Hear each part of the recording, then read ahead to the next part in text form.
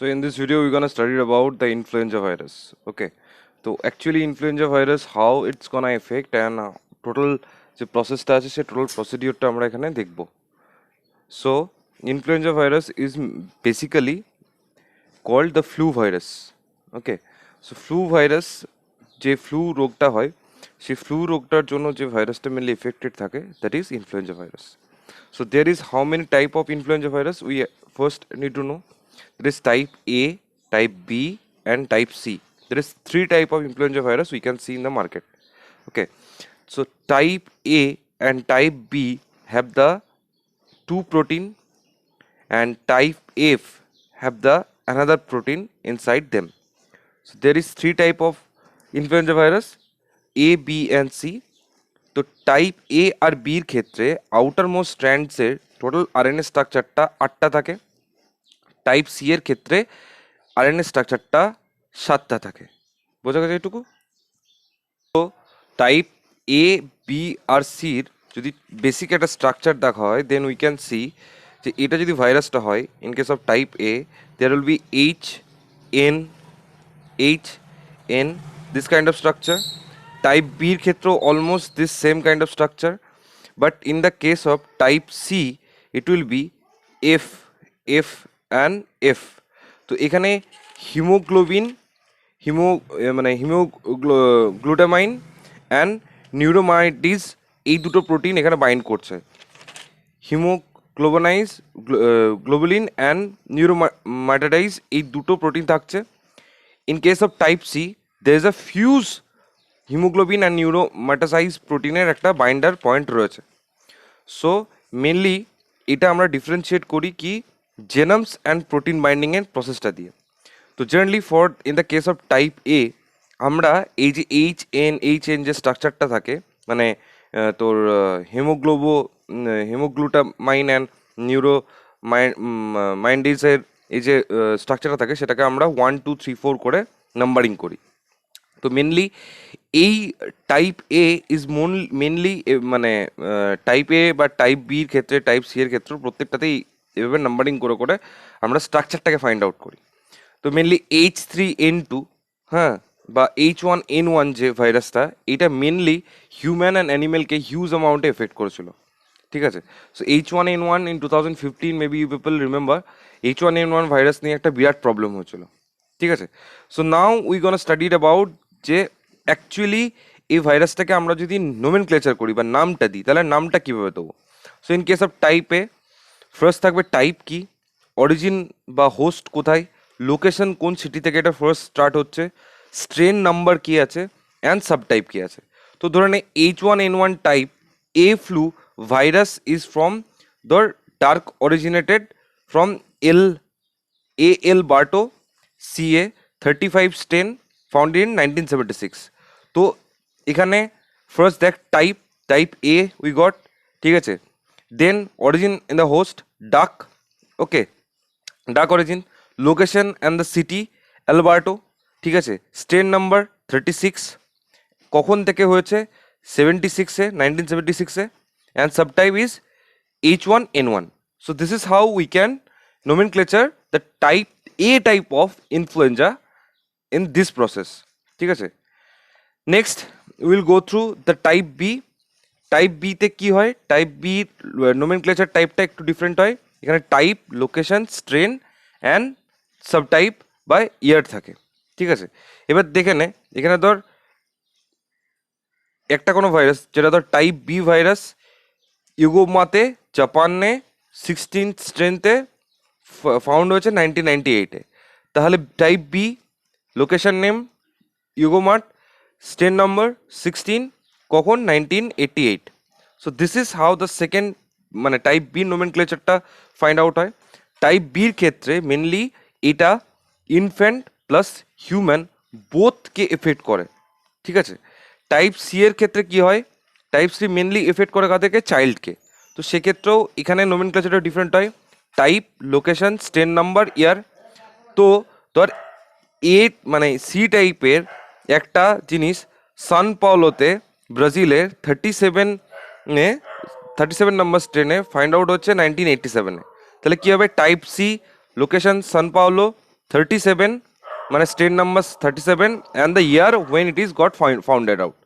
So this is how we can nomenclature and differentiation of the different kind of এই যে ভাইরাসগুলো আছে সেই ভাইরাসগুলোর আমরা নোমেনক্লেচারগুলো করি and including that nomenclature we also do one more thing what কি আমরা find out করি যে অ্যাকচুয়ালি এটা কাজ করছে কিভাবে, বোঝা গেছে এটুকু। এবার এখানে একটা জিনিস দেখ, in the case of type A the virus is basically look like H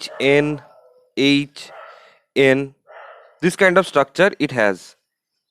তো এইচ ইজ হিমোগ্লুটিনিন প্রোটিন, এটা হলো আইজিএম প্রোটিন অ্যান্ড নিউমারেটেডেজ। তো হিমোগ্লোবিন অ্যান্ড নিউমারেটেডেজ এই দুটো প্রোটিন রয়েছে।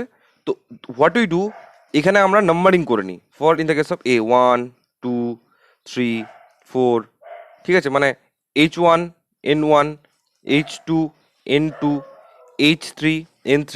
This is how we number and this is how we find out যে actual কীভাবে in fact করে। টাইপের ক্ষেত্রে আমাকে কি মনে রাখতে হবে, ইট হ্যাভ 8 RNA স্ট্র্যান্ডস, বোঝা গেছে। টাইপ বি এর ক্ষেত্রেও it also have the 8 RNA strands to bind for the mutation process, ঠিক আছে। এই ক্ষেত্রে কি হয়, এক্ষেত্রেও কিন্তু HN এই প্রসেসই থাকে and it's also look like the same like type A, but type B infect more than type A in the case of infant and the humans. Type সির ক্ষেত্রে কি থাকে বলতো, এখানে এফ থাকে। This F is actually the haemagglutinin esterase fusion protein. Okay, so এই যে এফটা থাকছে সেটা হলো হিমোগ্লুটানিন এস্টারেজ ফিউশন প্রোটিন। তো এই প্রোটিনটাই এই আইজিএম মানে আইজি বা আইজিএম যে প্রোটিনটা থাকে, this antigen protein actually mainly help to bind inside our human body. So first we keep pelam, or also you need to remember there is a family of this disease is orthomyovrixiride. This is the family of influenza or the flu. Then we will go to the genetical drift. Genetical drift মানে দেখ একটা basic জিনিস বোঝ, একটা লোক infected হলো, once a person infected, যেই লোকটা ইনফেক্টেড হবে সেই ইনফেক্টেড লোকটা started to shows the symptoms and after showing of the symptoms then that human gonna infect others. তো first we gonna studied about the genetical drift. Genetical drift কেন পড়বো, because অনেক সময় দেখা গেছে একটা লোক বছরে বহুবার এই ফ্লু দ্বারা ইনফেক্টেড হয়। So what is the reason, ধরে নেয় টাইপ এ অ্যান্ড টাইপ বির ক্ষেত্রে আমরা যদি তাকে আগে থেকে ভ্যাকসিনেশন করে রাখি, টাইপ সি এর ক্ষেত্রে একটা লোক, এই লোকটাকে টাইপ এ বি সি তিনটে টাইপেরই ভ্যাকসিনেশন প্রিসাইডলি করা আছে। তো তাতেও এই লোকটা দেখা গেছে যে ইয়ারে এই লোকটা থ্রাইস টাইম আরও ইনফেক্টেড হচ্ছে। ওয়াই, বিকজ যখন এটা আমাদের মানে একটা ধর মানে ভাইরাস আমার বডির মধ্যে ইনপুটেড হলো বা কারো একটা বডির মধ্যে ইনপুটেড হলো, তখন কি করে এখানে একটা আরএনএ পলিমারেজ দিয়ে এটার একটা ট্রান্সভার্স প্রসেস হয় মানে এটা বডির মধ্যে ইনসাইডে ঢোকে অ্যান্ড তোর মানে নিউরোসাইডস সিস্টেমের থ্রু গিয়ে এটা নিজেকে ডেভেলপ করে অ্যান্ড মিউটেট করে ও দুটো ডটার ভাইরাস ক্রিয়েট করে। বাট দ্য থিং ইজ, যে ডটার ভাইরাসগুলো ক্রিয়েট হচ্ছে এই নিউলি ম্যাচিওর যে ভাইরাসগুলো, এই নিউলি ম্যাচিওর ভাইরাসগুলো কিন্তু RNA structure and protein binding পার্টটা পুরোপুরি ডিফারেন্ট হয় from the mother one. So that's why এইটাতে ধর যে লোকটা ইনফেক্টেড হয়ে আছে তাহলে সে নিউলি ম্যাচিওর্ড একটা ভাইরাসে ইনফেক্টেড হয়ে আছে। So in this case the newly matured virus can effect other people also who are also get immunised by this ABC vaccination because this is a new potent one. Okay, so this is call the genetical drift, যেটা এই ইনফ্লুয়েঞ্জার ক্ষেত্রে দেখা যায়। Next will go through the antigenic shift. Antigenic শিফটের ক্ষেত্রে কী হয় বলতো, সোর্স এপিথেলিয়াল সেলস যেগুলো থাকে হিউম্যান বডির মধ্যে সেগুলো দেখ, একটা H1N1 ভাইরাসটা এখানে ধর একটা হিউম্যানকে এটা ইনফেক্ট করছে, in the same way this infecting animal. So একটা এপিথেলিয়াল সেলের ক্ষেত্রে অনেক ক্ষেত্রে দেখা গেছে যে এই দুটো ভাইরাস যেহেতু দুটো আরএনএ পলিমারেজের ডিফারেন্সিয়েশনে মিক্সড হচ্ছে, বাট এরা এপিথেলিয়াল সেলের ইনসাইডে গিয়ে mixed of the different kind of RNA polymers. So এই যে different kind of RNA polymers যে মিক্সড হচ্ছে, যে মিক্সড মেটেরিয়ালটা তৈরি হচ্ছে, যে হিমোগ্লোটিনিনটা ওখানে মিক্সড হচ্ছে, তো সেক্ষেত্রে একটা নিউ কাইন্ড অফ ভাইরাস তৈরি হয়।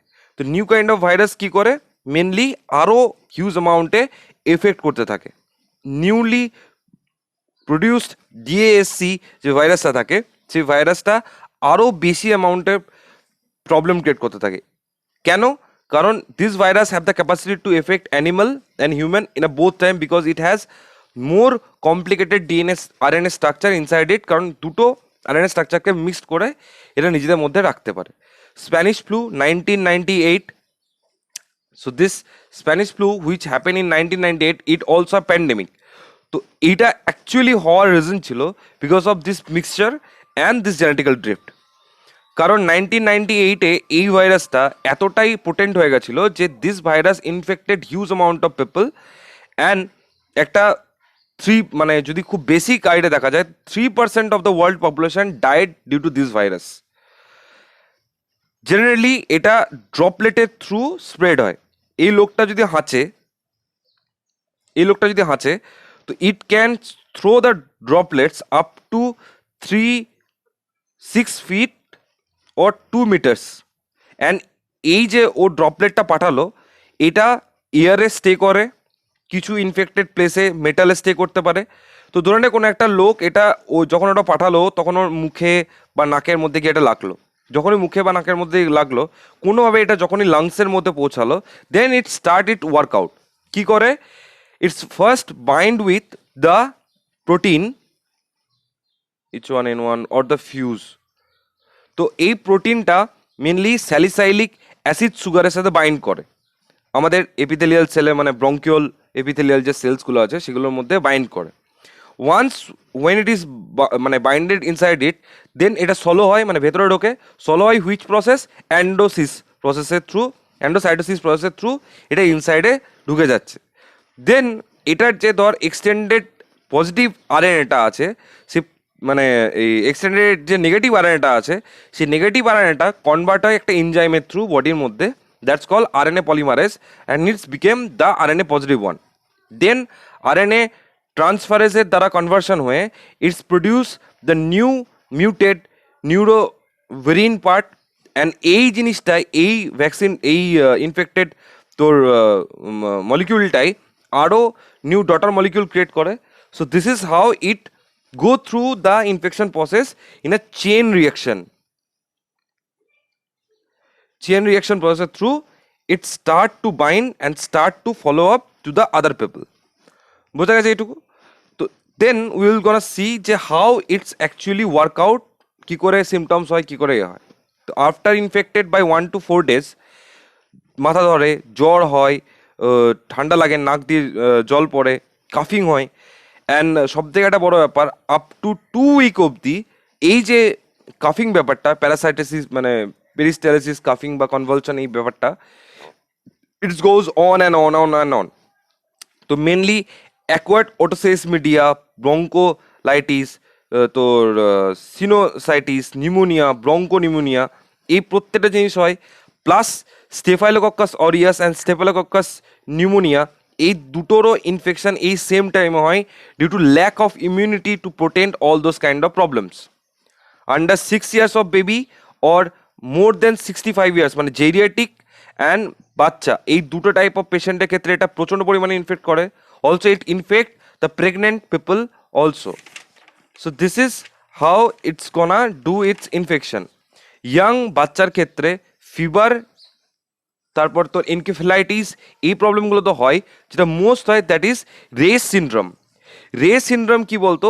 রেস সিনড্রোমের ক্ষেত্রে ধর কোনো কারণে কোনো একটা মানে পেশেন্টকে, বাচ্চাকে ধর এই ইনফেক্টেডটা হওয়ার সময় অ্যাসপিরিন দেওয়া হয়েছে। সো অ্যাসপিরিন দেওয়া হলে অনেক সময় কি হয়, অ্যাসপিরিন একটা মানে সেফোলোপ্যাথি ক্রিয়েট করে। Also it's create a liver disorder. কি হয়, লিভারে HMCO এর রিডাক্টেজ বা এনজাইমিক যে ফাংশনিংগুলো থাকে সেই ফাংশনিংগুলোকে ব্লক ডাউন করতে লাগে। সো কেন প্রবলেম হয়? Because liver is a part which convert the food into fat or the good cholesterol level. So if this kind of thing lower down, then কি হবে, সেলের যে আপার লেয়ার ইনভলভটা আছে সেই ইনভলভ স্ট্রাকচারের মধ্যে প্রোটিন বা ফ্যাট বা পিএলপি লেয়ারটা ক্রিয়েট হবে না। Maybe you can remember the PLP, protein lipid protein layer, ঠিক আছে? তো এই প্রোটিন লিপিড প্রোটিন লেয়ারটা যদি ক্রিয়েট না হয়, এই লিপিডটা যদি প্রপারলি না আসে, তো তখন কি হবে, বডির ইমিউনো সিস্টেমের মধ্যে প্রবলেম ক্রিয়েট হতে লাগবে।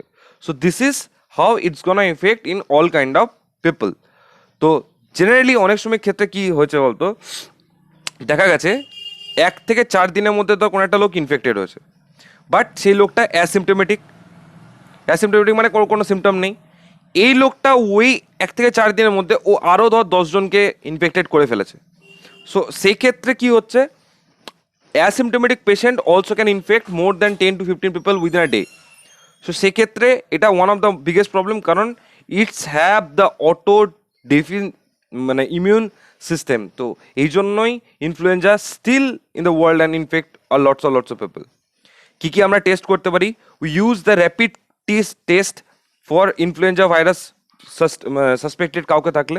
বাট এই ক্ষেত্রে কী বলতো, স্পেসিফাইডলি কোনো এক্স্যাক্ট স্পেসিফাইডলি আমরা স্ট্রেনটা খুঁজে বার করতে পারি না, বা ধরনের টাইপ এটা খুঁজে পেলাম না, but we can understand from the spasm from the nose কি অ্যাকচুয়ালি এটা ইনফেক্ট করে। এছাড়াও ভাইরাল কালচারের থ্রু হয়। মানে ধর এখান থেকে একটা এই লোকটার কাছ থেকে আমরা কোনো একটা ইনফেক্টেড মানে লোকটার ধর কাফটা নেওয়া হলো, যেটার মধ্যে ধর ভাইরাসটা প্রেজেন্ট আছে, দেন এটাকে একটা ব্রথের মধ্যে দিয়ে মানে একটা পেট্রিজের মধ্যে যেখানে আগার তোর বিপি এক্সট্র্যাক্ট সল্ট দিয়ে একটা প্রপার মিডিয়া বানানো আছে, যেটা তোর মাইক্রোবসটাকে গ্রো করতে হেল্প করবে। তো সেটার মধ্যে এটাকে যখন দেওয়া হবে, then we need to left it for 24 hours in a certain measure temperature, pressure and humidity যখন রাখা হবে, তখন এই ব্রথটার মধ্যে এটা কলোনি ফর্মেশন হবে। যখন কলোনি ফর্মেশন হবে, এই কলোনিটার মধ্যে আমরা ডিফারেন্ট টাইপ অফ এজেন্টস দিয়ে, ঠিক আছে, বা এটা স্ট্রাকচারাল অ্যানালিসিস করে আমরা বুঝতে পারবো যে অ্যাকচুয়ালি ভাইরাসটা কী virus. So this is the viral culture media. তো ভাইরাল কালচার প্রসেসটা এরকম করে হয়। Next we on the PCR, polymerase chain রিয়াকশনের ক্ষেত্রে কী হয়, এটাকে ডিফারেন্ট টাইপ অফ পার্টে দিয়ে ডিফারেন্ট সিনথেটিক মলিকিউলের মধ্যে দিয়ে এটাকে ডেভেলপমেন্ট করিয়ে চেক করা হয়।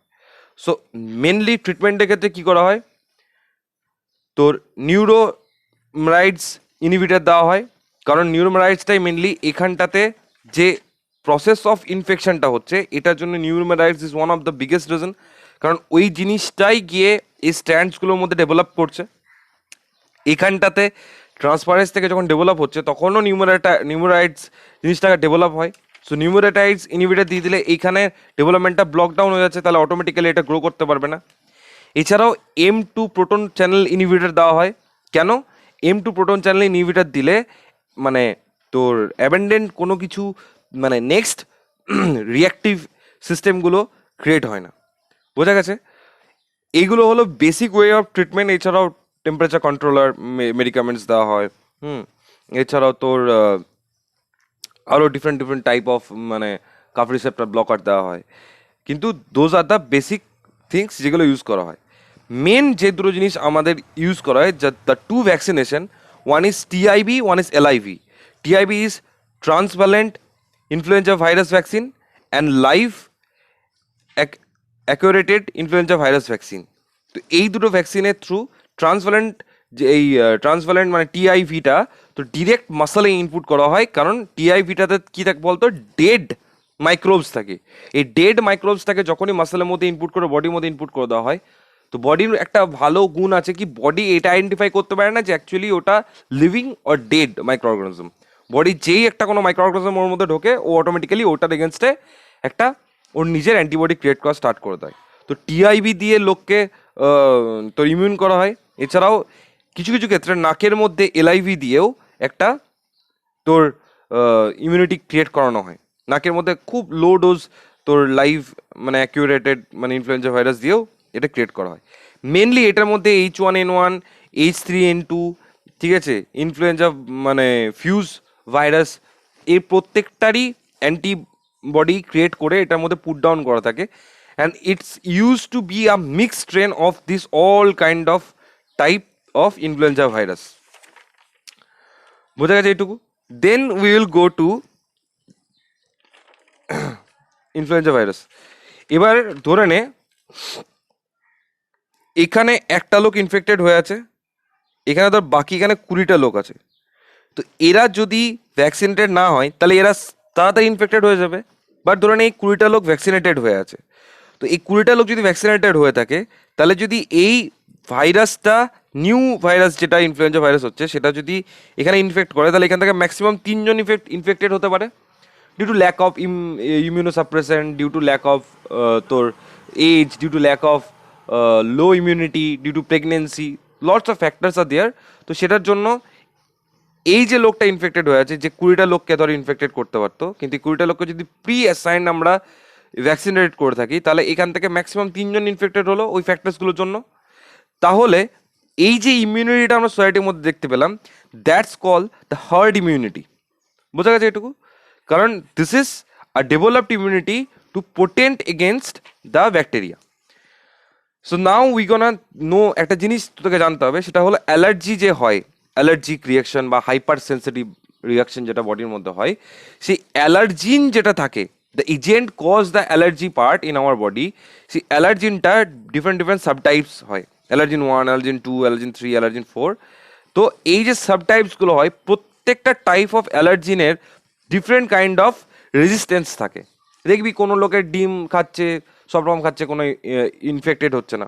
কোনো লোক ধর শুধু ডিম খাচ্ছে, তার গা চুলকাচ্ছে। কোনো লোক ধর ডিম সি ফুড খাচ্ছে, তো তার একটা হাইপার সেন্সিটিভ রিয়াকশন হচ্ছে, বডির মধ্যে একটা হাইপোভলিমিক শক ক্রিয়েট হচ্ছে। এগুলো কেন হচ্ছে? প্রত্যেকটা is for the differentiation of the allergic reaction. তো কেন বললাম আমি এটা? বিকজ ইনফ্লুয়েঞ্জার ক্ষেত্রে, ইনফ্লুয়েঞ্জার যে ভ্যাকসিনটা, that vaccine mainly developed in the chicken embryo. তো চিকেন এমব্রায়োতে যখন এটা ডেভেলপড হচ্ছে তখন এটার মধ্যে একটা এগ প্রোটিন আছে।